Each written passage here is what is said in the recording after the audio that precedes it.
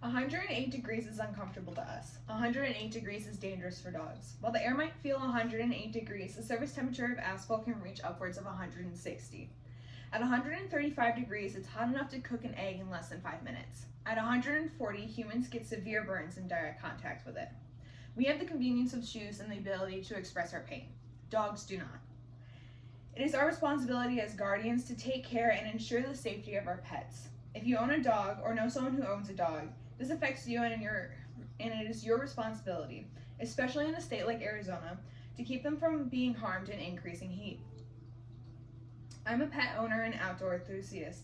Being from Texas and spending a great deal of time traveling throughout the summers, I've experienced firsthand the effects of extreme heat. I will be explaining the harmful effects of walking your dog in extreme heat and why it should be a crime without proper protection and how to implement new legislation in local and state governments. If you're not from a state that regularly reaches these extreme heat temperatures, you might not be aware of how dangerous the simple act of walking your dog could be.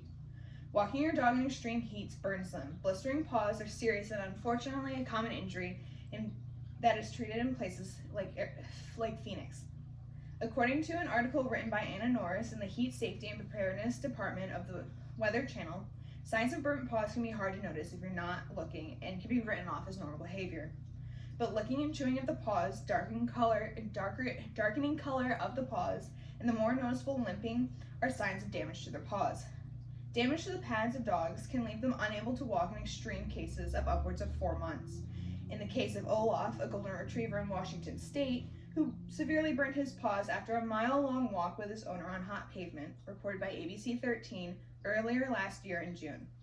Events like these are happening because owners are uneducated about the problem or plainly don't care. Reported by doghealth.com, a veterinarian-written and a veterinarian-approved article platform, many people think that a dog's paws are impervious to being injured or burned. Obviously, this is not the case. Without making an effort to curb the burns in dogs, we could see a massive increase of severe injury and accidental dog death. Injury is already underreported and undertreated as a society for many reasons, and with the upward trend of global temperatures, we can only expect this to get worse for our fluffy companions. In order to ensure injuries like this occur with less frequency, enforcing protective wear and actions are a necessity. Preventative steps must be taken, and it is easy to prevent such burns the easy way to prevent such burns are quite simple. Homeward Bound Golden Retriever Rescue suggests that you should walk your dog in the morning when it's not as hot, or to walk them on grass during the day. The most important test to determine whether you should walk your dog on pavement is whether or not you can keep your hand on that pavement. If you can't keep it there for more than 5 seconds, your dog can't. If you must walk your dog during hot days on pavement, you should have protection for your dog. Dog boots, as ridiculous and difficult as they can be, are crucial to ensuring the safety of your dog. This should be a matter of law, and this type of neglect is clearly a form of abuse. U.S. legal reports all United States have animal cruelty laws, and 46 states and the District of Columbia treat some forms of abuse as a felony.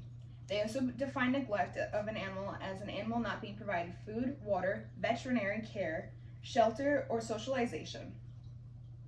Fortunately, knowingly allowing your dog to remain injured is considered a Class B misdemeanor. Unfortunately, while this might be their first arrest, it is likely not their first offense, as authorities oftentimes don't take action as it can be passed off as unintentional, which is then given a verbal warning. Having a more prominent presence of law in areas like animal abuse will give a stronger backing to a no-tolerance policy. An established law presence over nonprofits like ASPCA and PETA solidify law and allow for significant punishment for those who subject their pets to burning pavement.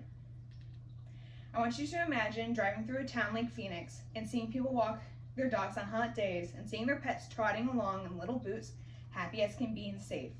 No longer are vets campaigning against walking your dog, and no longer are treating severely blistered paws on the daily. Your dog is happy and ready to play regardless of the weather.